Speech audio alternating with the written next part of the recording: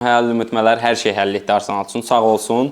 Çox ideal bir penalti verdi ki, bir loser komandanı loserlikdən çıxartdı. Və mən həmişə düşünmüşəm, yenə düşünürəm ki, Arsenal loser komandadır. Çox loserdur və ikili oyunlarda tamamilə bu loserliyi özünü göstərir. Maraqlı iddiadır. Bunu nəyə görə deyirsən? Bir dəfə belə olsun, yəni Çempionlar Liqasını qazanmamış bir klubdan danışırıq və illərdir liqa üzərində həsrətdir, kubok üzrə həsrətdir. Yəni bu klub liqada son illər 6 ildir Artetanandır və son 3 ildir gəlir, City ilə gəlir, sonunda yenə loserlik və yenə qazanamır. Çempionlar Liqasında da keçən il Real Madrid keçdi, amma ondan sonra Monaco idi, yoxsa kimə də uduzdu çox belə, yəni gözlənilmədən Real bir keçən klub. Yəni Arsenal loserliyi məncə yenə davam eləyəcək. Ümumiyyətlə mən Leverkusendən sürpriz gözləyirəm növbəti oyunda da.